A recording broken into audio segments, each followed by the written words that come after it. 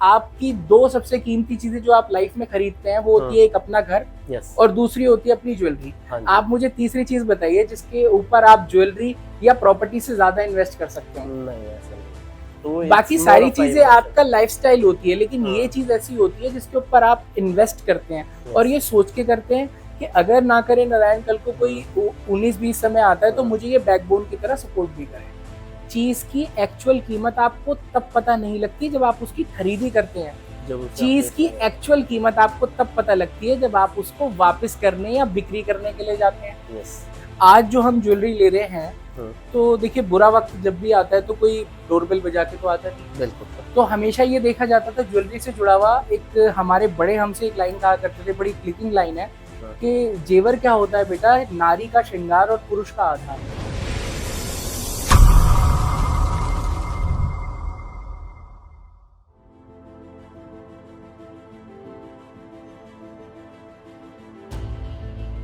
Hello and welcome back to yet another episode of Beyond Reality with Bharat Sadana, जहां हम बात करते हैं लाइफ की, लेगेसी की और लीडरशिप की। और आज के गेस्ट हमारे बहुत ही खास हैं, जो कि एक लेगेसी की पहचान है। हरिचंद रोहताश चंद ज्वेलर्स, जो last I guess more than decades से इस इंडस्ट्री में हैं। एग्जैक्टली कब से हैं आइए जानते हैं मिस्टर नितिन बंसल से। सर कैसे हैं आप? बहुत बढ़िया सर, कैसे भारत जी आप? All well sir, all well.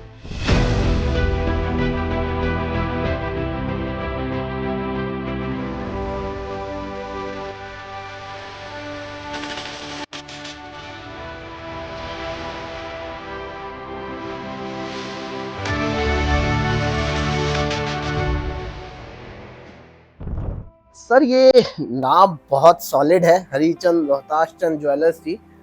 थोड़ा सा बताइए कब से हैं सर इस बिजनेस में आप? सर आई थिंक ये मेरी 7th या 8th जनरेशन रहे ओके जो इस बिजनेस में है। अच्छा। जहाँ तक हमें पता है, जो हमने अपने बड़ों से सुना है, इसकी शुरुआत हुई थी सर 1852 में बहादुरगढ़ से। अच्छा। और फिर ये चलती रही, जनरेशंस आई, काम करती रही। फिर 1912 में हमने एक मूव लिया था, हमारी फैमिली ने, हमारे बड़ों ने। आपने सुना होगा एक मेहरौली एक जगह है, बहुत फेमस है सर, जी फेमस है। तो वहां पर उन्होंने आके फिर शुरू करा। फिर हमारे दादाजी स्वर्गीय श्री हरिचंद जी ने इसको आगे बढ़ाया और जो एक चांदनी चौक के बिल्कुल नियर बाय जगह है खारी बावली, वहाँ पे 1952 में एक शॉप शुरू की और फिर वहां से चलता रहा। और अभी 2005 में फिर हमने एक और शॉप बढ़ाई और जहाँ पर मैं बैठता हूँ, पूछा माजनी, is a very well known jewellery market, not even in India पर around the world, it is very well known jewellery market. तो 2005 से अभी हम 2025 में मोर देन 20 इयर्स के आसपास अभी मैं उस शॉप से अपना काम करता हूँ। Okay, great great.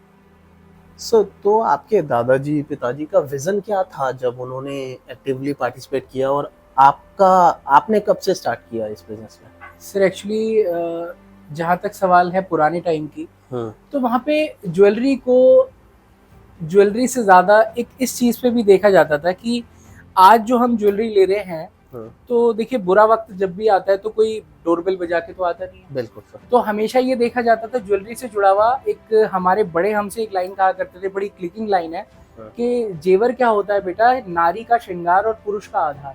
हाँ जी। जब तक अच्छा समय चल रहा है, बहुत बढ़िया है, we are in the sound position, तब तक वो हमारे घर की लेडीज पहनेंगी और अच्छी समाज में हमारा मान सम्मान प्रतिष्ठा बढ़ेगी।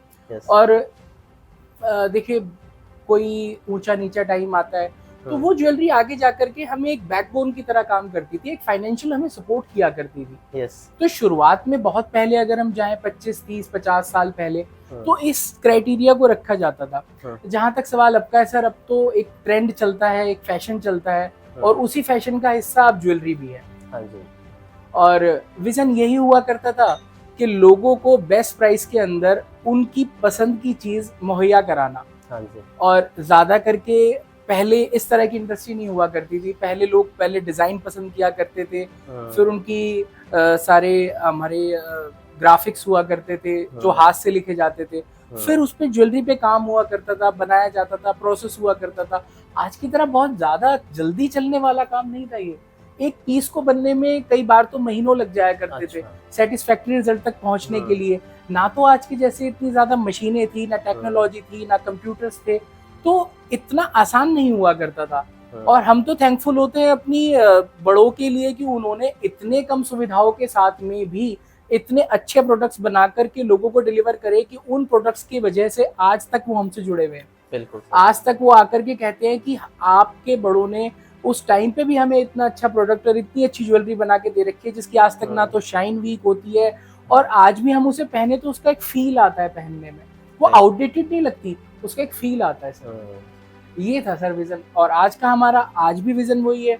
अब ठीक है, हॉलमार्क आ गया, HUID आ गया, सर्टिफिकेशन आ गया, बिल्कुल आ गया, बदलते जमाने के साथ में उसकी भी दरकार है, उसकी भी जरूरत है, तो हम वो भी फुलफिल करने की कोशिश करते हैं और फुलफिल करते भी है। जैसे कि हॉलमार्किंग लाइसेंस लेना हो तो वो भी हम लेते हैं, जैसे कि अपने प्रोडक्ट्स को HUID कराना वो भी हम करते हैं, और साथ में हम उस चीज़ को, उस फील को भी बनाए रखते हैं जिस फील और जिस चीज़ के लिए हमारा नाम जाना जाता है, हमारे बड़े जाने जाते हैं, जिस चीज़ को उन्होंने डिलीवर करा। मैं आज भी कुछ ऐसे प्रोडक्ट्स बनाता हूँ, करता हूँ, रखता हूँ, लोगों को डिलीवर करता हूँ जो आपको जर्नल किसी ज्वेलर्स के पास देखने के लिए जल्दी से नहीं मिलेंगे। मैं आपको दिखा सकता हूँ, दिखाऊंगा भी, लेकिन वो जल्दी से नहीं मिलेंगे। क्यों? क्योंकि आज भी मैं बड़ी ना, आप समझिए, मैं प्रोफेशन के साथ साथ एक दिल से जुड़ के काम करता हूँ। पैशन है मुझे, एक चीज का पैशन ये होता है कि यार बनाओ तो थोड़ा डिटेलिंग के अंदर जाओ, बारीकी के अंदर जाओ, और इस तरह से जाओ कि सामने वाले को देख के अच्छा लगे कि आज उसने एक पैसा इन्वेस्ट करा है। ज्वेलरी इज अ वेरी, मतलब आप समझिए, एक वैल्यूएबल चीज होती है, और एक इमोशन भी जुड़ा होता है उसके साथ। देखिए, आपकी दो सबसे कीमती चीजें जो आप लाइफ में खरीदते हैं वो होती है एक अपना घर, और दूसरी होती है अपनी ज्वेलरी। आप मुझे तीसरी चीज बताइए जिसके ऊपर आप ज्वेलरी या प्रॉपर्टी से ज्यादा इन्वेस्ट कर सकते हो? नहीं, ऐसा नहीं। तो बाकी सारी चीजें आपका लाइफस्टाइल होती है, लेकिन ये चीज ऐसी होती है जिसके ऊपर आप इन्वेस्ट करते हैं और ये सोच के करते हैं कि अगर ना करे नारायण, कल को कोई 19-20 समय आता है तो मुझे ये बैकबोन की तरह सपोर्ट भी करे। बिल्कुल। आपने कब एक्टिवली स्टार्ट किया सर? सर मैंने एक्टिवली स्टार्ट किया था, ये मान के चले आप 2001-2002 में, आफ्टर क्लियरिंग माय +2। तो पापा ने कहा कि भाई थोड़ा थोड़ा आया करो, समझा करो चीजें कैसे होती हैं। तो फिर आए, देखा, समझने लगे। और वो एक कहावत होती है कि भाई हमारा जब जनरेशन्स के अंदर से हमने बचपन से करते हुए देखा था, कभी शौक में दुकान पे चले गए, कारीगरों को काम करते देखा, लोगों से कैसे बात करते हैं, ज्वेलरी की कैसे डील होती है वो समझा। तो वो सिखाना, मतलब ठीक है पढ़ा, लेकिन वो इतना ज़्यादा नहीं पढ़ा। और तकरीबन आप ये मान के चलिए 3-4 साल उनके साथ रहने के बाद फिर 2005-06 में मैं चांदनी चौक आकर के एक्टिवली प्रॉपर, मतलब इंडिपेंडेंटली काम करने लगा था। ग्रेट। सर चांदनी चौक का बाजार और वहाँ का कल्चर बिजनेस के लिए कितना अलग है? कुछ खास या यादगार मोमेंट्स हैं आपके लिए? सर चांदनी चौक, देखिए चांदनी चौक क्या है सर, वो अपने आप में ना एक बहुत बड़ा शब्द है। हाँ जी।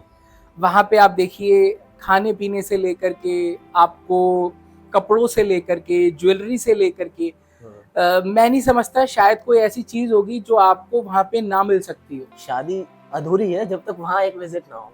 सर शादी क्या, मैं कहता हूँ लाइफ का कोई भी छोटा बड़ा मोमेंट, कोई भी ऐसी चीज जो आपके लिए मेमोरेबल हो, कोई भी ऐसा दिन जो आपके लिए यादगार बनने वाला हो, तो जब तक आप वो, एक होता है सर, हर किसी बड़े शहर के अंदर ना एक छोटा शहर होता है। हाँ जी।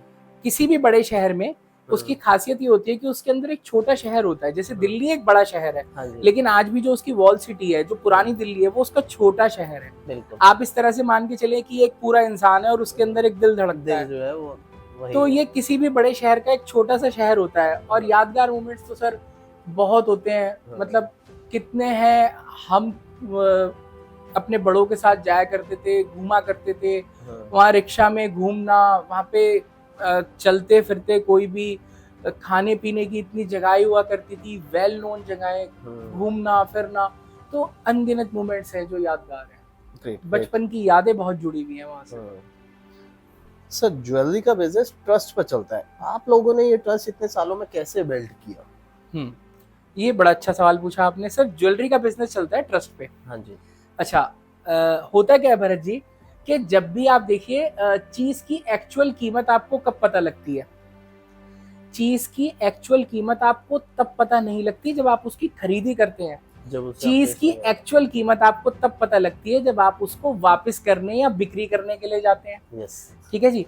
अब यहाँ पे बात ये आती है कि जो ज्वेलरी आपने मुझसे बनवाई, सपोज करके चलते हैं we are in the 2025 in the month of June, you purchase some jewellery from my side. अब आपने हमसे कुछ ज्वेलरी ले ली और आपने उसे पहना, इस्तेमाल करा, सब कुछ किया, और मैं ये कहता हूँ कि 5 साल बाद, 7 साल बाद आपको ऐसा लगता है कि मुझे इसको चेंज करना है या इसको कुछ भी करना है, इस ऐसे मोड में जाना है कि ये ज्वेलरी वापस मेरे तक आए।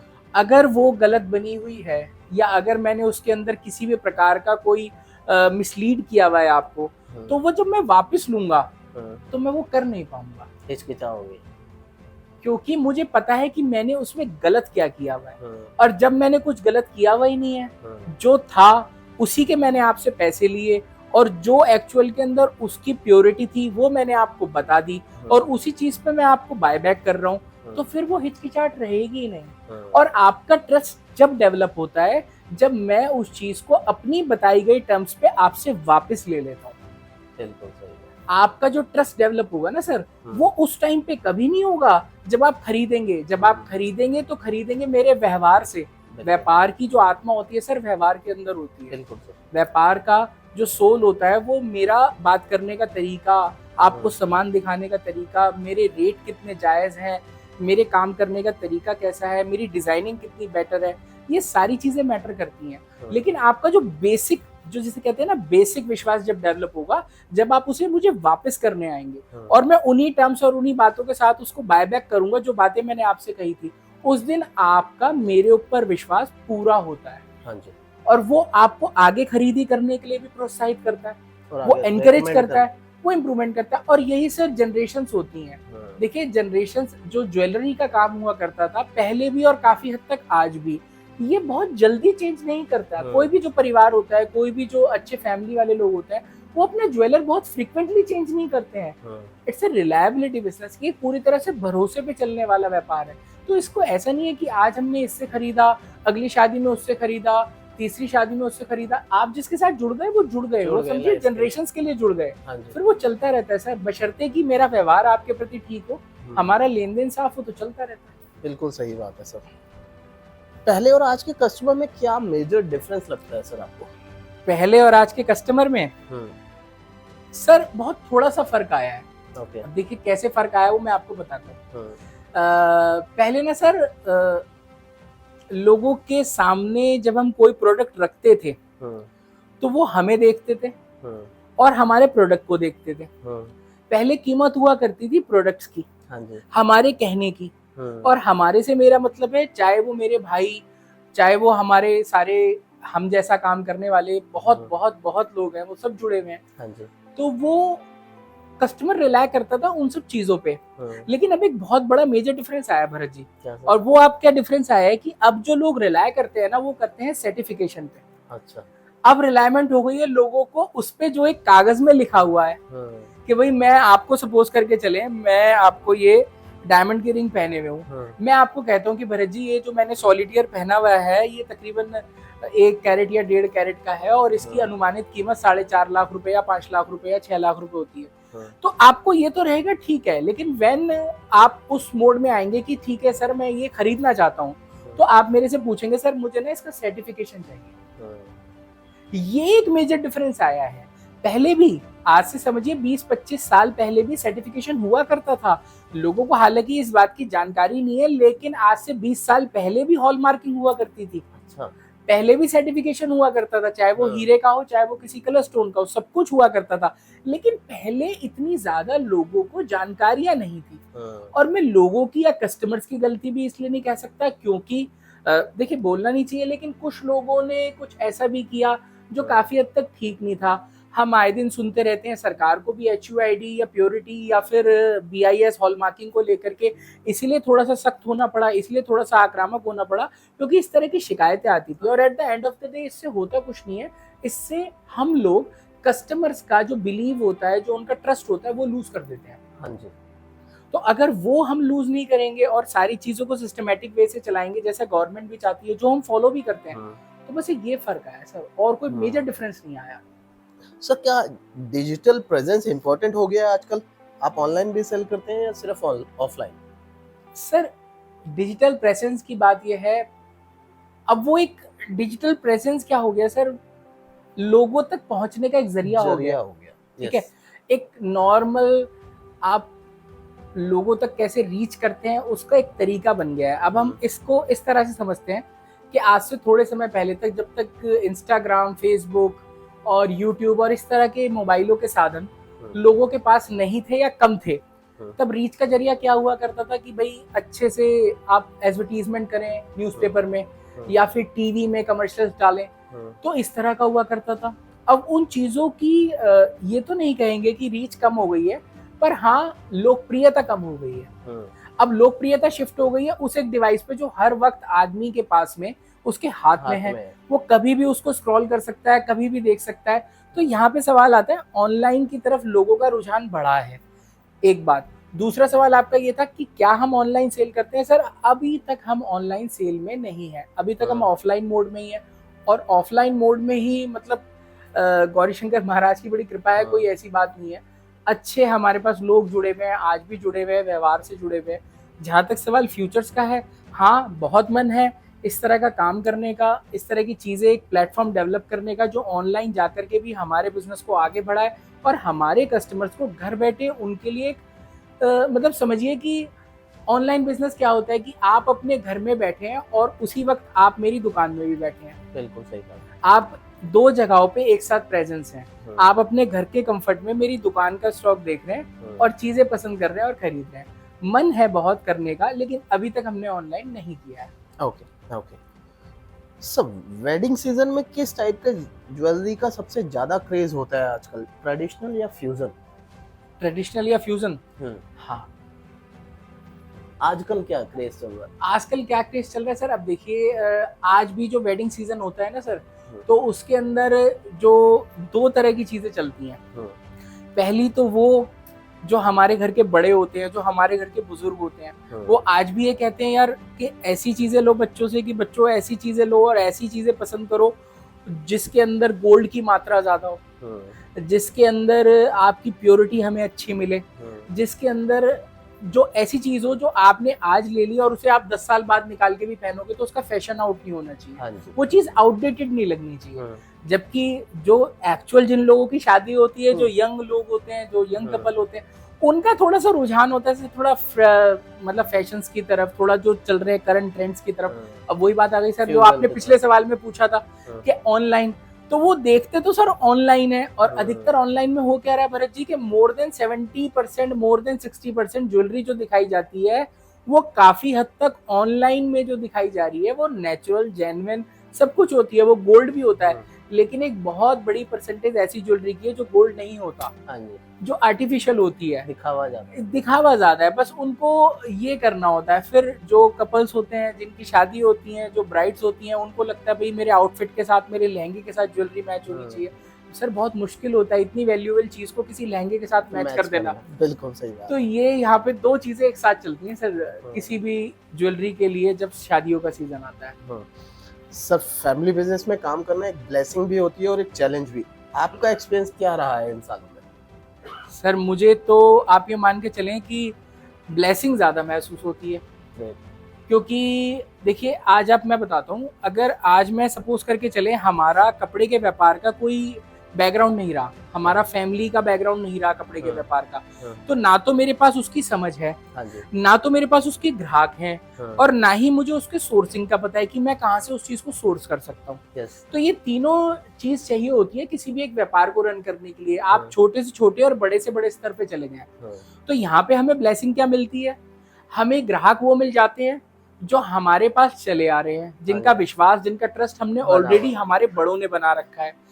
और दूसरा, हमें जहां पर उस माल को सोर्स करना है, हमें वो पता लग जाता है कि यहाँ से ये माल हमें अच्छे रेटों पे मिल सकता है, हमें जेन्युइन तरीके से मिल सकता है, ये कारीगर हमें बढ़िया बना के दे सकते हैं। और उस काम को करने की समझ सबसे ज्यादा इंपॉर्टेंट होता है भरत जी। देखिए किसी भी काम को करने के लिए एक समझ की जरूरत होती है कि हम उस काम को परफॉर्म कैसे कर रहे हैं, उस काम का एग्जीक्यूशन कैसे कर रहे हैं। तो मेन यहाँ पे ये चीज मैटर करती है। अगर हमें ये सब मिल गया तो हमारे लिए ब्लेसिंग्स ही हुई। और जहाँ तक सवाल चैलेंज का है, हाँ चैलेंज एक है और बहुत बड़ा होता है। जो हमारे पुराने क्लाइंट्स हैं, जो हमारे पुराने कस्टमर्स हैं, उनको मैं अपने स्तर पे ये सोचने की कोशिश करता हूँ कि जो चीज़ जिस परफेक्शन के साथ और जिस लेवल के साथ हमारे बड़ों ने उन्हें डिलीवर कर रखी है आज से ना जाने 20, 25, 30 और कितने समय पहले, सालों पहले, तो मैं आज भी पूरी अपनी ईमानदारी से कोशिश करता हूँ कि मैं उतना ही उस स्तर को बनाए रखूँ, उस सेटिस्फेक्शन लेवल को बनाए रखूँ। बहुत इंपॉर्टेंट है सर ये। सर आपने कभी सोचा था किसी और इंडस्ट्री में जाने का, या शुरू से यही पैशन बन गया था आपका? किसी और इंडस्ट्री में जाने का इंडस्ट्री तो नहीं सर, एक झुकाव था और मन भी बहुत था। वो था सीए का प्रोफेशन। अच्छा। तो 12th के बाद पापा की भी थोड़ी सी इच्छा थी, तो मैंने सीए में एडमिशन ले लिया था। मेरी ग्रेजुएशन के साथ में मेरी सीए भी चलने लगी। 2 साल मैंने किया भी, लेकिन तीसरे साल तक आते आते फिर मेरी बिजनेस के अंदर इन्वॉल्वमेंट इतनी बढ़ गई कि सीए का जो मेरा लास्ट ईयर था और जो मेरा फाइनलाइज करना था वो मैं नहीं कर पाया था। तो मैं पूरी तरह से बिजनेस में आ गया था, पढ़ाई फिर पीछे छूट गई। ग्रेजुएशन मैंने कंप्लीट कर ली थी, फिर उसके बाद में जो भी हमारे ज्वेलरी की इंडस्ट्री से जुड़े हुए जरूरी एक तरह से समझे आपके ट्रेनिंग्स होती हैं, चाहे वो ऑफिशियल हो चाहे वो अनऑफिशियल हो, फिर वो लेनी शुरू की। फिर इस व्यापार में आ गए, अब चल रहे हैं सर, उसी व्यापार में चल रहे हैं बस सर। तो सर नेक्स्ट जनरेशन के लिए आपका क्या विजन देखते हैं? क्या वो भी इसी बिजनेस को कंटिन्यू करेंगे? सर बिल्कुल कर सकते हैं, बशर्ते कि उनके अंदर इस काम को लेकर के, इस व्यापार को लेकर के उतना ही प्यार, लगाव और जिसे कहते हैं ना सर एक डेडिकेशन भी कह लीजिए। और जो आप कर रहे हैं, जिस चीज को आप कर रहे हैं, उसे आप एक काम की तरह से ना देखें, उसे आप ये देखें कि यार मुझे इसमें मजा आ रहा है करना। बस वो पैशन बन जाए, वो पैशन बन जाए, वो आपकी पसंद बन जाए, वो आपका जिसे कहते हैं ना कि आज मेरे लिए है। आपको यकीन नहीं आएगा भरत जी, आज की डेट में भी मुझे ये लगता है कि अभी किसी ज्वेलरी का ऑर्डर नहीं आया, मान के चलें कि किसी कस्टमर ने कोई ऑर्डर नहीं दिया, लेकिन कोई डिजाइन मेरे दिमाग में आ गया तो मैं उसे बनवा लेता हूँ, मैं उसे बना भी लेता हूँ, मैं उसे अपने स्टॉक में रख भी लेता हूँ और थैंक्स टू गॉड वो चीज बिक भी जाती है, हो जाता है। कोई ऐसा मतलब कोई बहुत बड़ी बात नहीं होती है। यहाँ पे सारी बातें इस बात में आती है कि जनरेशन आती है, बदलती है, वो अपने तरीके से काम करते हैं। भाई मेरी पिछली जनरेशन ने जैसा मैं कर रहा हूँ उन्होंने वैसा नहीं करा, उससे पिछली जनरेशन ने जो करा वो उन लोगों ने नहीं करा। जनरेशन आती है, अपने तरीके से काम करने के नए नए लाती है, काम करने का तरीका बदलता है, हमारे डिजाइनिंग बदलती हैं, वो समय के साथ बदलती हैं। और अगर कर सकते हो तो करो, इस प्रोफेशन से लगाव है, इस व्यापार से लगाव है तो करो सर, व्हाई नॉट। लेगेसी है तो उसे कंटिन्यू करो। सर अगर आज के ज़माने में कोई नया पर्सन ज्वेलरी बिजनेस स्टार्ट करना चाहे तो आप क्या 3 चीज़ें रिकमेंड करेंगे? अगर कोई नया व्यक्ति सर ज्वेलरी का बिजनेस स्टार्ट करना चाहे तो सर भरत जी देखिए, सबसे पहले तो ये है it's a highly funded business. Okay. तो जो चीज़ आज के टाइम में ऑन एवरेज 1 करोड़ रुपए की 1 किलो हो, तो उसके लिए आपको कितने फंड्स की दरकार होगी, पहले तो आप ये समझिए। बिल्कुल सही बात। तो पहला तो आपका ये है कि भैया आपके पास में 3 में से एक जो सबसे जरूरी है कि आपके पास में हैवी फंड्स होने चाहिए। हाँ जी। दूसरी बात, आपको ये पता होना चाहिए कि मैं आज माल कहाँ से खरीदी करूं जो मुझे जायज और मुनासिब रेटों पे मिल सके, जिसके अंदर मैं ऐसे रेटों पे खरीदी कर सकूं कि आगे जाकर के मैं मुनाफा रख के उसे बेच भी पाऊं। देखिए बिजनेस क्या है, बिजनेस सीधा सा एक फंडा होता है, the selling price less the purchasing price is equal to your profit. ये कोई रॉकेट साइंस नहीं है। दुनिया का कोई भी व्यापार हो सर, दुनिया का आप कोई भी व्यापार कर ले, चाहे बिलियन डॉलर कंपनी का कर ले या एक छोटे से छोटा व्यापार कर ले, कोई भी व्यापार, उसका सीधा सा फंडा है, कोई रॉकेट साइंस नहीं है कि मैंने खरीदा 5 रुपए में और मैंने बेचा उसको 6 रुपए में तो मेरा प्रॉफिट 1 रुपए बना। अब उस 1 रुपए में से जो सेलिंग प्राइस के अंदर मेरा खर्चा लगा, मान के चलें 50 पैसा लगा, तो मेरा 50 पैसे का प्रॉफिट हो गया। बिल्कुल सही बात। तो व्यापार में आपको सबसे पहले चाहिए फंड्स इसको काम करने के लिए। दूसरा चाहिए आपको सोर्स के मुझे कहाँ से बनवाना है या कहाँ से खरीदी करनी है। और तीसरा चाहिए सर आपको बेचने के लिए ऐसे लोग, ऐसे परिवार जिसका आपके ऊपर ट्रस्ट बना हो। एक अच्छी टीम होना जरूरी है सर। और उस टीम के बाद में आपको लोगों का ट्रस्ट अपने ऊपर डेवलप करना होगा। ये आप समझिए भरत जी कि ज्वेलरी के बिजनेस में ना, चाहे वो कोई भी क्यों ना हो, लेकिन ज्वेलरी के बिजनेस में ट्रस्ट डेवलप करना बहुत ही टेढ़ी खीर होती है, इतना आसान नहीं होता है। क्योंकि फिर वही बात आ गई जो मैंने इस सवाल के जवाब में पहली लाइन बोली थी कि आप किस चीज का व्यापार कर रहे हैं, उस चीज का जो कि 1 करोड़ रुपए की 1 किलो आती है, तो आप उस चीज का व्यापार कर रहे हैं। अब आप सोचिए उस चीज को बेचने के लिए आपको कितनी ज्यादा लोगों के विश्वास पात्र बनने की दरकार होगी। सही बात, इतना आसान नहीं है ये करना।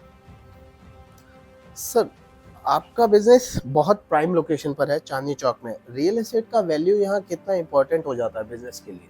सर बहुत है। आज अगर हम बात करें चांदनी चौक में तो काफी काफी काफी महंगा है। वहाँ पे ऑफिस एरिया जो है वो काफी महंगे हैं। दूसरा, यहाँ पे आज से समझिए आप 10-15 साल पहले तक, 20 साल पहले तक मेट्रो की सुविधा दिल्ली में नई थी। तब फिर चांदनी चौक में भी मेट्रो आई। उसके बाद में वहाँ पे प्रॉपर्टी में, ऑफिस प्राइसेस में और बूम आया, क्योंकि लोगों की रीच बढ़ गई।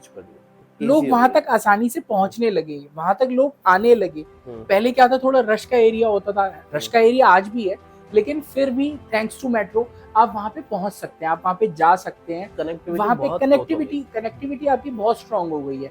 तो ये तो बात बिल्कुल आपकी सही है कि वहां पे बहुत महंगाई है सर। और मैं कहता हूँ कि दिल्ली का चाहे चांदनी चौक हो, वो प्राइम लोकेशन है, और भी बाजार है, आप जहाँ भी जाएंगे सर प्रॉपर्टी के अंदर, तो देखिए दिन पे दिन महंगाई होता ही जा रहा है। कोई चीज कम नहीं होने वाली, प्रॉपर्टी तो बिल्कुल नहीं कम होने वाली। एज पॉपुलेशन ग्रो करेगी, डिमांड ग्रो होगी, और जब डिमांड ग्रो होगी तो एट लास्ट प्राइस ग्रो होता है। तो सर कम तो नहीं होने वाला। इन्वेस्टमेंट में जहाँ तक मेरी नॉलेज है, 2 ही बेस्ट ऑप्शन होते हैं जो सदा अप्रिशिएट करते हैं। एक आपकी ये रियल एस्टेट हो गई और एक ये गोल्ड हो गया। सर बिल्कुल सर। तो इसमें देखिए मैं आपसे कैसे कहूँ, चीज जो होती है ना भरत जी, अब आप इसको इस तरह से समझिए कि आपकी इन्वेस्टमेंट में उसको मानता हूँ जो मेरा एक अपना एक क्राइटेरिया है कि जो बिना डिमांड पे बिक सकती हो। बिल्कुल सही बात है, चाहे गोल्ड हो या प्रॉपर्टी हो, दोनों ही। बिना डिमांड पे आपकी, मैं प्रॉपर्टी को मानता हूँ सर, प्रॉपर्टी बिल्कुल है, लेकिन जिसे कहते हैं ना लिक्विड एसेट। हाँ जी। तो लिक्विड एसेट के अंदर 4 चीजें आती हैं सर। पहला होता है एक बैंक की एफडी। हाँ जी। आप उसे कभी भी एनकैश करा सकते हैं। बिल्कुल सही, ठीक है जी। दूसरा होता है LIC की पॉलिसी, उसे आप कभी भी एनकैश करा सकते हैं। आपको वो लाइफ सपोर्ट भी दे रही है और आपको फाइनेंशियल सपोर्ट भी दे रही है। सही बात। तीसरी चीज हो गई सर आपकी चांदी, जो कि बुलियन हो गई। और चौथी चीज इसी का बिल्कुल बस नाम अलग है, गोल्ड, सोना, जो इसी मार्केट से बुलियन प्रोडक्ट है। इन 4 चीजों के अलावा सर देखिए प्रॉपर्टी का अपना एक क्राइटेरिया क्या होता है, मेरी बात समझिए। मान के चलें आज आपने एक 200 गज का एक प्लॉट लिया हुआ है। हाँ जी। तो आपके पास 200 गज का उस प्लॉट का बायर वो होगा जिसको 200 गज ही चाहिए। हाँ जी। ना तो 150 वाला 200 लेगा, ना तो 250 वाला 200 लेगा, ठीक है ना। तो 200 वाले खरीदने के लिए आपको 200 वाला ही खरीदार चाहिए, 200 का माल बेचने दो। लेकिन अगर मान के चले आपके पास 5 लाख की एक एफडी पड़ी है और आपको 2 लाख की दरकार है, तो आप 5 लाख की तुड़वा करके 3 की दोबारा बनाए, आपकी जेब में 2 आ गए। सही बात है। आपके पास उसी तरह से हम कहते हैं LIC की एक पॉलिसी है और आपने उस पॉलिसी को अनफोर्स रीजंस की वजह से, किसी भी वजह से उसको तुड़वा लिया। उसको तुड़वाने के बाद जो पैसा आया, आपको उसमें से जितना पैसा अपने काम के लिए रखना है रखिए, बाकी पैसों को फिर दोबारा से रीइन्वेस्ट कर दीजिए। आपके पास 10 किलो चांदी पड़ी है, आपके लोग को 5 किलो चांदी के पैसों की जरूरत है, आप उसमें से काटिए 5 किलो बेच दीजिए। आपके पास 100 ग्राम सोना पड़ा है, आपको 50 ग्राम सोने की पैसों की जरूरत है, आप उसमें से काटिए 50 ग्राम बेच दीजिए। सर इससे ज्यादा हाईली लिक्विड एसेट इन चारों से ज्यादा कोई भी नहीं है। प्रॉपर्टी है, अनडाउटेडली है और बहुत तेजी से ग्रो कर रही है, लेकिन प्रॉपर्टी की अपनी एक छोटी सी लिमिटेशंस होती हैं बस। और ये जो होता है वो लिक्विड एसेट होता है, वो जो होता है वो सॉलिड एसेट होता है। बस इन दोनों में ये डिफरेंस है और कोई डिफरेंस नहीं है। सही बात है सर। सर ये तो एक डेली रूटीन का क्वेश्चन पूछता हूँ, आपका डेली रूटीन कैसा रहता है? क्या सिर्फ बैठने का ही, बैठ के वेट बढ़ाना, या कैसा रहता है दिन आपका? भरत जी ये तो आपने बड़ा ना एकदम से कहते हैं, नहीं बड़ा करंट मुद्दे पे सवाल पूछ लिया। हाँ जी। देखिए जैसा मैं आपको आज नजर आ रहा हूँ ना, अगर आप मेरे से पिछले 6-7 महीने पहले मिले होते, अच्छा, तो मैं ऐसा नजर नहीं आ रहा होता आपको। ओके। अभी मैं जहाँ पर हूँ उसमें आप तकरीबन 20-25 किलो वजन जोड़ लें। अच्छा। आज से 6 महीने पहले मैं वैसा हुआ करता था। ओके। क्योंकि हमारा रूटीन क्या होता है सर कि हमें 11 बजे जाकर के 11:30 बजे जाकर के अपनी दुकान की गद्दी पे बैठ जाना है हाँ जी। और शाम को 7, 7:30, 8 बजे तक वहाँ बैठे रहना है। हमारे पास ना वहां से कहीं इधर उधर जाने का टाइम होता है, क्योंकि हम लोगों का वैल्यूएबल प्रोडक्ट है। बिल्कुल सर। अब सेफ खुली हुई है तो हम कहाँ जा सकते हैं, बिल्कुल हम सही कहीं बात। नहीं जा सकते, किसी स्टाफ के भरोसे भी नहीं छोड़ सकते इतना। मतलब ऐसा नहीं है कि कर सकते हैं, वो भी हमारे नोन में होते हैं, लेकिन फिर भी एक हम जा नहीं सकते कहीं। हाँ जी। ठीक है जी। अब यहाँ पे सवाल ये आया सर, मेरा वजन बढ़ रहा था और एक टाइम पे ये आया फिर हेल्थ इश्यूज होने लगे। तो तकरीबन आप भाई मान के चले आज से 6 महीने पहले मैं तकरीबन 118 kg का हुआ करता था। अच्छा जी। 6 महीने में आपने सर अभी पूरा राइट transform नाउ, कर दिया। हाँ जी, अभी राइट नाउ मैं तकरीबन 95-96 पे हूँ। ओके। तो मोटा मोटा आप समझे, मैं अभी आपको आज जो दिख रहा हूँ उसमें से आप 22 किलो 23 किलो के फर्क में मैं आपको नजर आ रहा हूँ। कैसे सर, कैसे ट्रांसफॉर्म किया इतना? कैसे ट्रांसफॉर्म किया, ये तो सर सवाल तो इसका जवाब बहुत आसान है, लेकिन उस जवाब को फॉलो करना बहुत मुश्किल है। 6-7 महीने पहले भी मैं लोगों को देखता था ऐसे और लोगों से पूछा करता था यार आपने कैसे करा। देखिए क्यूरियोसिटी तो मेरे अंदर थी ना, हमें भी लगता था कि पैसे हमारी जेब में और कपड़े हमारे हैंगर पे, लेकिन खरीद हम सकते नहीं। क्यों? क्योंकि उस साइज के कपड़े वो बनते ही नहीं। तो बड़ा मन महसूस के आ जाया करते थे भाई, जाते थे अच्छे अच्छे बड़े बड़े मॉल के अंदर, शर्ट बड़ी अच्छी लग रही है, ट्राउजर बड़ी अच्छी लग रही है, और फिर वही खाली हाथ आ रहे हैं। क्यों आ रहे हैं? यार हमारे साइज के नहीं है। तो बड़ा मन में जिसे कहते हैं ना, एक तरह से अनकंफर्ट सा फील होता था। तो एक दिन लास्टली ये सोचा भाई इसको कुछ करना है। तो इसकी शुरुआत हुई सर जिम से। ओके। तो जिम है, फिर हमने एक पीटी अपॉइंट करा जिन्होंने मेरी ओवरऑल जिमिंग की एक्टिविटी से लेकर के और मेरा डाइट प्लान से लेकर के मेरा पूरे दिन का शेड्यूल, इवन मेरी स्लीपिंग साइकिल क्या होगी, मुझे कितने घंटे की नींद लेनी है, मुझे पानी कब पीना है, कितना पानी पीना है, मेरा ये तक शेड्यूल सेट हुआ। तब आप ये मान के चलें ये आसान नहीं होता भरत जी। बिल्कुल नहीं है सर, डेडिकेशन चाहिए होती है। दुनिया का सबसे आसान काम है वजन बढ़ाना और दुनिया का सबसे मुश्किल काम है वजन घटाना। हाँ जी। मैं ये कहता हूँ कि आप बड़े से बड़े मुद्दे को हल कर सकते हैं।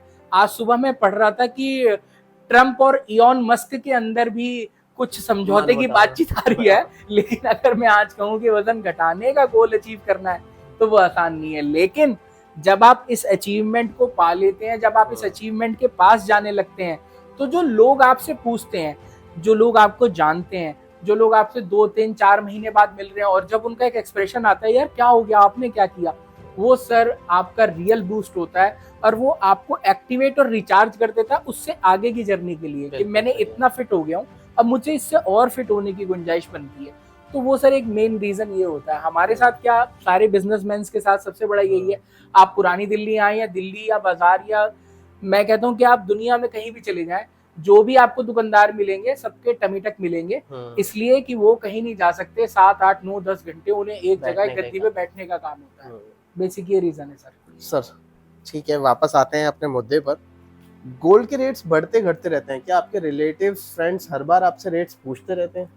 बिल्कुल सर, हमारा तो काम ही ये है, रेट बताना। और भरत जी देखिए मैं तो ये कहता हूँ कि लेना या ना लेना वो तो एक अलग बात है, आपको कम से कम अवेयर तो होना चाहिए ना। बिल्कुल सही बात है सर। पहली बात। दूसरी बात ये होता है सर कि आप मेरे से आज रेट पूछ रहे हैं, आपने मुझसे संडे को रेट पूछा, मैंने बता दिया, मंडे को पूछा, बता दिया, ट्यूसडे को पूछा, बता दिया, वेडनेसडे को पूछा, बता दिया। अरे मैं आपको रोज रेट बता रहा हूँ, तो कहीं ना कहीं कभी ना कभी तो आपका भी मन करेगा ना कि यार मैं आप नितिन भाई से 10 बार रेट पूछ चुका हूँ, चलो एक बार तो ले लिया जाए। तो बस सर चलता रहता है इसी तरह से। और हमारा तो काम क्या है, हमारा काम तो रेट बताने का।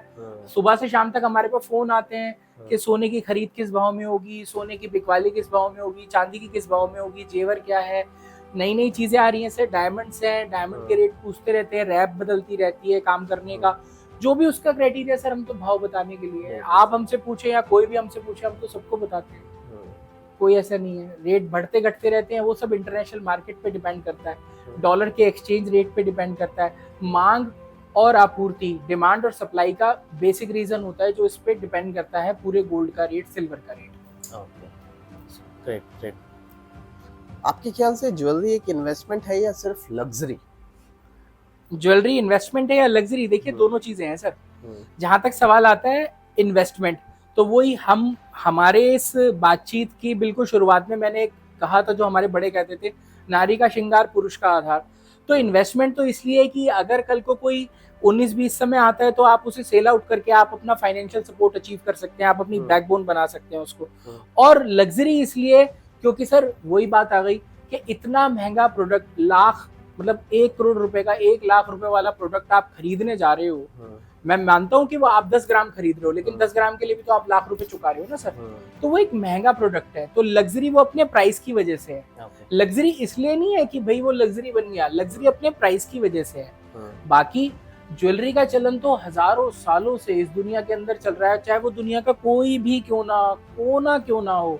पहले ज्वेलरी जो हुआ करती थी सर, वो खालिस गोल्ड की बनाई जाती थी, 24 कैरेट्स की बनाई जाती थी। फिर थोड़ा प्राइस बढ़ा तो 23 कैरेट्स बनने लगी, फिर थोड़ा प्राइस बढ़ा, फिर 22 कैरेट बनने लगी, फिर थोड़ा प्राइस बढ़ा, 18 बनने लगी, फिर प्राइस बढ़ा, 14 बनने लगी, अब फिर प्राइस बढ़ रहा है। अब देखिए सर, अब 12 कैरेट की तरफ जाते हैं, 9 कैरेट की तरफ जाते हैं। जहां सब जाएंगे, जहां बिजनेस जाएगा वहीं जाना होता है। क्योंकि होता क्या है सर, रेट तो बढ़े जा रहे हैं, तो लोगों की रीच में प्रोडक्ट को बनाए रखने के लिए हमें कुछ तो करना पड़ेगा ना। और वो मैं ही नहीं हूँ, गवर्नमेंट भी इसी बात को कहती है। जो उन्होंने सारे अपने BIS हॉल मार्किंग के लेवल्स बना रखे हैं, वो सारे इसीलिए तो बना रखे हैं कि आप आज उन्होंने 14 कैरेट पास किया हुआ है, तो इसीलिए तो किया हुआ है क्योंकि प्राइस इतना हाइक कर चुका है कि सबकी पहुंच में आ सके प्रोडक्ट। तो वो क्या करते हैं भाई, प्योरिटी को थोड़ा सा हम उसके साथ में नीचे ले आते हैं, कंप्रोमाइज कर लेते हैं, उसके साथ में हम नीचे ले आते हैं, जिससे कि आपके प्रोडक्ट आप खरीद भी पाएं, अपना शौक भी पूरा कर पाएं, और साथ के साथ आपकी जेब भी ज्यादा ढीली ना हो। सही बात है सर। सर, आपके किसी क्लाइंट ने ऐसा कुछ बोला या किया हो जो आज तक आपको याद हो? मेरे क्लाइंट ने, हाँ सर, मुझे मेरी एक एप्रिसिएशन याद है जो उन्होंने मुझे अप्रिशिएट किया था। बड़े वेल नोन हैं, और मैं नाम बोलूंगा तो आप फट से पहचान जाएंगे, इतने वेल नोन है, लेकिन नाम ऐसे कभी हम डिस्क्लोज नहीं करते हैं। तो हमारे दादाजी के टाइम की, तकरीबन समझे 1955 1960 के टाइम की ना, उनके पास एक झुमका बना हुआ था मोती पन्ने का। अच्छा। तो वो उनकी माताजी का बना हुआ था। उन्होंने मुझे फोन किया कि सर ऐसे ऐसे आपके दादाजी ने हमारे लिए ना एक झुमका बनाया था, तो वो आपको मैं फोटोग्राफ भेज रहा हूँ। ये बात कोई तकरीबन समझे आप साल या 1.5-2 साल पुरानी होगी। मैंने कहा सर आप भेजो। तो उनकी फोटो आई व्हाट्सएप पे, मैंने देख लिया, सब कुछ कर लिया। तो मेरे से बोले कि ये ना 1955 और 60 के बीच में बना हुआ है। मैंने कहा हाँ सर वो तो नजर आ रहा है। तो कह रही है हमें ना सेम बनवाना है। अच्छा। तो मैंने कहा बाबूजी बन जाएगा। तो बोले अगर देखिए नितिन जी, इसमें और बनने वाली चीज में ना फर्क नहीं आना चाहिए। मैंने कहा सर अब एक काम करते हैं, दावा तो थोड़ा सा मेरे लिए बड़ा है, लेकिन चलो मैं फिर भी कर लेता हूँ आपसे, अगर फर्क आए तो मेरी तरफ से झुमकी जोड़ी फ्री। अच्छा। तो उन्होंने कहा ठीक है फिर आप बना दो, मैं एडवांस भेज देता हूँ। मैंने कहा नहीं, मैं बिना एडवांस के बना देता हूँ, आप मैच करके देख लेना, आपको पसंद आए तो रख लेना। कह रहे ठीक है सर। तो सर तकरीबन उसको बनने में कोई 20 से 22 दिन लगे, और मैंने उनको डिलीवर करा दी। तो वो जो उनके शब्द है वो आज तक मेरे कानों में गूंजते हैं, with the thanks of my elders. मेरे बड़ों का बहुत बहुत शुक्रिया, उनका कहीं ना कहीं आशीर्वाद हमारे साथ चलता है। आपके बड़ों हों, मेरे बड़े हों, वो सब उनकी वेल विशेस, उनकी ब्लेसिंग्स की वजह से हम बैठे हैं, हम कारोबार कर पा रहे हैं। तो उन्होंने मेरे से एक शब्द कहे थे कि नितिन जी आपसे मैं एक बात कहूँ। मैंने कहा जी क्या? बोले वो जो आपके दादाजी के टाइम की बनी हुई झुमकी थी ना। मैंने कहा हाँ। कह रहे यार वो तो बहुत पीछे छोड़ दिया आपने डिजाइनिंग में। बहुत बढ़िया सर। मैंने कहा सर ये तो थोड़ी बड़ी बात हो गई। कह रहे नहीं, आपने बहुत बढ़िया बनाई है, और आज की जो टेक्नोलॉजी है, आज की जो CNC कैड एंड कैम का काम है, उन सब चीजों को आपने इन्वॉल्व करके पुर्जे को, ठीक है वो उस टाइम का बना हुआ था सर, उस टाइम पे सब हाथों से काम हुआ करता था, सारी चीजें टाइमली हुआ करती थी, बहुत समय लगता था कि चीज को बनाने में। आज हम एक नए दौर में हैं, यहाँ टेक्नोलॉजी का इंटेक बहुत ज्यादा हो गया है, यहाँ पे काम करने के तरीके थोड़े तेज हो गए हैं, थोड़े जैसे कहते हैं कि एक मॉडर्नाइज कल्चर की तरफ हम जा रहे हैं। तो बोले उसके लिहाज से देखा जाए तो आपने बहुत खूबसूरत चीज बनाई। खैर सर मैंने तो उस चीज को भी ये कहा कि सर अगर आपको किसी भी मेरी प्रोडक्ट के अंदर कमी नजर आती है तो वो मेरी है, और कोई भी खूबी नजर आती है तो वो मेरे बड़ों की है, ये मान के आप रख लीजिएगा। बहुत बड़ी बात है सर, बहुत बड़ी बात है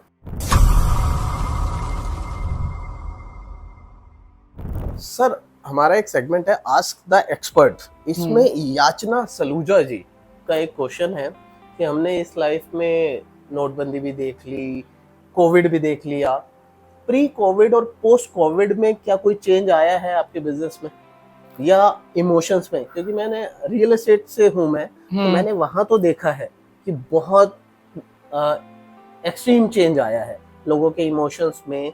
दे are going like anything for investment कि हाँ मेरे घर वाले सेफ रहे, सब रहे, एक इन्वेस्टमेंट होनी चाहिए। आपके बिजनेस में क्या है, कोई चेंज आया है? हाँ सर, चेंज आया है।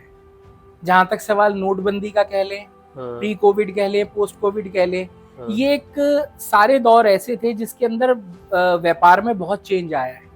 नोटबंदी के टाइम पे आप देखिए लोगों को ये पता लगा कि हमें कैश करेंसी बहुत ज्यादा नहीं रखनी चाहिए, या तो हमें उसे बैंक में रखना चाहिए, या हम उसे गोल्ड में इन्वेस्ट करके रखें, या हम उसके सिल्वर में इन्वेस्ट करके रखें। देखिए कैश करेंसी बहुत ज्यादा रखना सेफ नहीं है, ये लोगों को नोटबंदी ने समझाया, बताया। अब आते हैं हम एक उस दौर की तरफ जो पोस्ट कोविड था। भाई प्री कोविड तो नोटबंदी के बाद वाला टाइम हो गया, अब आया पोस्ट कोविड के बाद। तो कोविड के अंदर ना लोगों के अंदर सबसे बड़ी चीज आई सर अस्थिरता, अनसर्टेनिटी।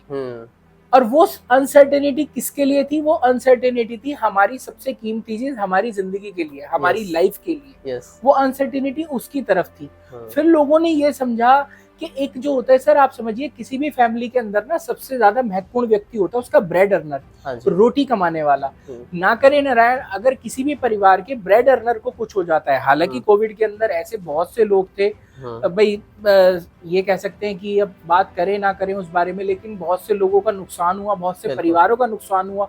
लेकिन अब मैं यहाँ पे ये कहता हूँ कि उसमें भी दो डाइवर्जन ये बन गए कि जिन लोगों ने समय रहते अपनी इन्वेस्टमेंट को सही जगह पे कर रखा था, एक सही जगह पे अपने पैसे को, अपनी मूड़ी का रोकान कर रखा था, अपने पैसे का रोकान कर रखा था, उनके सक्सेसर्स ने, उनके आने वाले लोगों ने, उनके बाद वाले लोगों ने उस चीज को सही तरह से यूज कर पाए, उनके पैसे को भी, उनकी इन्वेस्टमेंट को भी। और जहां तक कुछ ऐसे लोग थे जो ऐसा नहीं कर पाए किसी भी वजह से, तो उनके फिर सक्सेसर्स को थोड़ी सर प्रॉब्लम फेस करनी होती है। क्योंकि होता क्या है, at the end of the day ना कोई आपके काम नहीं आता है, आपके काम सिर्फ वो आता है जो आपकी जेब में होता है। हाँ जी, ये और मैं लोगों को ये सजेशन भी दूंगा, आप कभी भी बहुत ज्यादा मात्रा में, चाहे कोई भी क्यों ना हो, बहुत ज्यादा मात्रा में कैश कभी नहीं रखना चाहिए। या तो आप उसे बैंक में लगाएं, या आप उसे एफडी में लगाएं, सरकार की 10 योजनाएं होती हैं उनमें लगाएं। उसके बाद में भी आपके पास कैश बचता है तो बिल्कुल सर गोल्ड में लगाएं, सिल्वर में लगाएं। उसका सबसे बड़ा बेनिफिट ये है कि आप कभी भी उसे अनकैश कर सकते हैं। बिल्कुल सही बात। कभी भी, चाहे आप ये कहें कि साहब मैंने आज खरीदा है, 12 बजे दिन के मैंने खरीदा और मुझे 4 बजे पैसे की दरकार है, सर 4 बजे नहीं, आपको 3:30 बजे कैश मिल जाएगा। ये सारी चीजें सर वो हैं। तो हमेशा कभी भी कैश ना रखें, वो अनसर्टेनिटी लाता है। हमेशा किसी भी ऐसी चीज में इन्वेस्ट करें जो कि आपको सर्टेनिटी की तरफ ले जाए, जिसका कैश आपको फटाक से मिल सके, जल्दी मिल सके। सही बात है सर। सर अब हम आते हैं अपने रैपिड फायर राउंड पे जी। गोल्ड या डायमंड, पर्सनली क्या पसंद है? गोल्ड या डायमंड? सर मेरे को तो दोनों का फ्यूजन पसंद है। और जहां तक सवाल है कि मैं कौन सी चीज पहनता हूँ, सर मैं गोल्ड भी पहनता हूँ और डायमंड भी पहनता हूँ, दोनों चीजें पहनता हूँ। ग्रेट। सबसे एक्सपेंसिव ज्वेलरी कितने तक का बनाया होगा अब तक? सर एक्सपेंसिव ज्वेलरी की तो कोई खैर लिमिट ही नहीं होती सर। शादियों के अंदर जब एक सेट बनने पे आता है तो उसका नेक भी बनता है, उसके इयररिंग भी बनते हैं, उसकी रिंग भी बनती है, कड़ी चूड़ियां भी बनती हैं। उसकी कई लोग पहले बहुत चला करती थी, अब कम चलती है, जिसे हम करधनी या तगड़ी कहा करते हैं, वो भी बनती हैं। तो सर वो तो बहुत मतलब लैक्स में जाता है। No limit on jewellery. अगर आप ज्वेलर नहीं होते तो क्या कर रहे होते आज? अगर मैं ज्वेलर नहीं होता तो मैं आज क्या कर रहा होता सर? मैं कोई टेक एक्सपर्ट होता और शायद कोई इन्वेस्टर एडवाइजर जिसे आप कहते हैं, उस तरह की किसी फील्ड में होता, जो कि मेरी बहुत पसंदीदा फील्ड है। वो नॉलेज भी है आपको सर। आज का फेवरेट बॉलीवुड एक्टर या एक्ट्रेस? मेरा फेवरेट बॉलीवुड एक्टर या एक्ट्रेस सर मुझे रणबीर कपूर और आलिया भट्ट बहुत पसंद है। बहुत बढ़िया। शादी में सबसे ज्यादा ऑर्डर किस तरह का होता है, नेकलेस या बैंगल्स?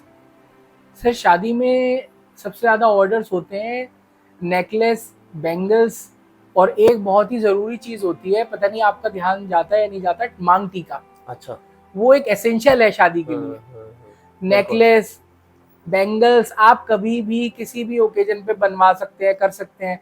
लेकिन मांग टीका और नथ, ये दो ऐसी चीजें होती हैं जो शादी में जरूर ही होती हैं, चाहे कोई कितना ही लिमिटेड बजट लेके क्यों ना चल रहा हो, लेकिन ये दो वो चीजें जरूर करेगा सर, ये बेसिक नीड है। सही बात है सर।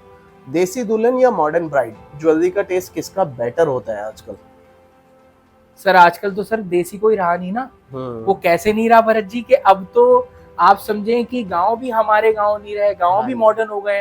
हर आदमी के पास इंटरनेट है, और जिसके पास इंटरनेट है वो देसी तो रहा नहीं, बिल्कुल सही। वो तो मॉडर्न हो गया है, वो मॉडर्न कल्चर से जुड़ गया है। उसे ये पता है कि आज वो एक छोटे से गांव में, एक छोटे से कस्बे में बैठा है, लेकिन वो ये देख सकता है कि दुनिया के फला शहर के अंदर, फला कोने के अंदर लोग कैसा जीवन जी रहे हैं, वहां पे लोग क्या इस्तेमाल कर रहे हैं। तो सर मॉडर्न है आजकल, सब कुछ मॉडर्न है। देसी लुक तो बस आप समझे वो जिसे कहते हैं ना कि शादी की एल्बम जब बनती है तो 500 फोटोग्राफ्स होती हैं, तो उसमें से 5 या 10 फोटोग्राफ वो ब्लैक एंड व्हाइट टोन में कर देते हैं फोटोग्राफर। तो देसी लुक तो वहां तक सिमट के रह गई है बस अब। जिंदगी का सबसे बड़ा रिस्क क्या लिया आपने? जिंदगी का सबसे बड़ा रिस्क सर, मैं रिस्क जरा कम ही लेता हूँ। ओके। मैं थोड़ा श्योर शॉट खेलना पसंद करता हूँ। यहाँ तक कि मुझे ये है कि रिस्क लेना हम जैसे व्यापारियों का, हम जैसे बिजनेसमैनों का काम भी नहीं है। ओके। वो रिस्क वगैरह जो होते हैं सर, वो थम्स अप और माउंटेन ड्यू के में अच्छे लगते हैं। असल लाइफ में थोड़े मुश्किल होते हैं वो लेने। सही बात है sir. One word for Harichand Rohtash Chand jewellers. विश्वास। Great. One word for this podcast Beyond Reality with Bharat Sadana. मैं ये चाहता हूँ सर, ये जो पॉडकास्ट हो ना, ये लोगों के मन में हमारे प्रति ट्रस्ट बनाए और आपके प्रति भी ट्रस्ट बनाए। क्यों? क्योंकि आपने बड़े साफ दिल जब सवाल पूछे हैं, और मैंने भी उतनी ईमानदारी से जवाब देने की कोशिश की है। बिल्कुल सही। ना तो कुछ छुपाने की कोशिश की, और ना ही आपके सवालों को अपनी तरह से घुमाने की कोशिश की। तो मैं ये चाहता हूँ कि जो भी हमारे व्यूअर हैं, जो आपके माध्यम से मुझ तक पहुंचेंगे, वो पहले आप पे विश्वास करें और फिर मुझ पे विश्वास करें। तो हम दोनों का विश्वास जीतना चाहता हूँ सर मैं। सर एक फाइनल लाइफ मंत्रा अगर कुछ आप बताना चाहें आज की जनरेशन को या अपने व्यूअर्स को, तो प्लीज बताइए। लाइफ मंत्रा सर, सबसे पहले निरोगी हो काया। सबसे बड़ी बात, हमारा शरीर जब तक निरोगी है, हम दुनिया की कोई भी चीज अचीव कर सकते हैं। घर में हो माया। अगर हमारे घर में वेल ऑफ है, वी आर वेल ऑफ, हम अपनी कमाई को, अपनी इन्वेस्टमेंट को और अपने खर्चों को, इन 3 चीजों को एक सिस्टमेटिक वे में लेके चल रहे हैं, तो हम बहुत अच्छा चल सकते हैं। निरोगी हो काया, घर में हो माया, और संतान हो हमारे कहने में। बिल्कुल सही। मतलब जो हम संतान को दिखाना चाह रहे हैं रास्ता, चाहे कोई भी क्यों ना हो सर, आपके बड़ों ने, आज आप जहाँ पर हैं, आपके बड़ों ने आपका वो टाइम, जिस टाइम में आप आज है, उन्होंने 20, 25, 30 साल पहले देख लिया था। तो उन लोगों के पास होता क्या है, हम अपने बड़ों के पास बैठ के क्या सीखते हैं? ठीक है, उनकी लेगेसी मिलती है, उनका नाम मिलता है, उनका पैसा मिलता है, उनकी शोहरत मिलती है, सब कुछ मिलता है, लेकिन सबसे ज्यादा एक्सपेंसिव चीज जो हमें वो ट्रांसफर करते हैं, वो क्या होती है? वो होती है उनका एक्सपीरियंस, उनके अनुभव। क्यों? क्योंकि आप ये मान के चलें कि साइकिल चलाने के लिए जब हम जाते हैं ना भरत जी, तो हम 10 बार गिरते हैं, हम एक बार उसको चला पाते हैं, 11वीं बार में हम चला पाते हैं। तो हमारे बड़े हमसे पहले 10 बार गिर चुके हैं, तो वो हमें ये बताते हैं कि क्या करने से हम गिर सकते हैं, हमें वो नहीं करना है। सही बात है। दुनिया हमें बताती है क्या करने से हम नहीं गिरेंगे, हम उसी को करते रहते हैं और गिरते रहते हैं, और वो हमें बताते हैं कि क्या नहीं करना है जिससे हम गिर सकते हैं। ये एक्सपीरियंस होता है सर, ये जिसे कहते हैं ना बड़ों के साथ रहने का सबसे बड़ा बेनिफिट बस ये होता है। निरोगी हो काया, घर में हो माया, और संतान हो कहने में। हम अपने बच्चों को जो सिखा रहे हैं, जो चीज समझाना चाह रहे हैं, वो हमें समझें, हमारी चीजों को जिसे कहते हैं ओबे करें, हमारी बताई गई चीजों को, तो सर फिर क्या है, फिर तो ऑल इज वेल है। लाइफ में मजे ही मजे सर। सर आपको कहाँ फॉलो किया जा सकता है, या अगर आपकी आना हो, शॉप पे आना हो, तो प्लीज बताइए कि आप। सर हमारी शॉप सर पूछा महाजनी में है, चांदनी चौक में है, और मेट्रो से वॉकिंग डिस्टेंस है, जो चांदनी चौक का मेट्रो स्टेशन है, वहाँ पर आप आना चाहें तो आ सकते हैं। हमारी दुकान का नाम है हरिचंद रोहताश चंद, आप इसे गूगल भी कर सकते हैं। आप आइए, मोस्ट वेलकम है। और किसी भी तरह की आपकी डिमांड हो, चाहे वो गोल्ड से रिलेटेड हो, चाहे वो कुंदन से रिलेटेड हो, चाहे वो डायमंड से रिलेटेड हो, चाहे वो सीवीडी से रिलेटेड हो, चाहे वो मोजोनाइट से रिलेटेड हो, चाहे वो सिल्वर से रिलेटेड हो, जस्ट वन वर्ड के थिंक ज्वेलरी, थिंक हरिचंद्र और काशन। आप जो चीज सोच सकते हैं हम वो चीज बना सकते हैं।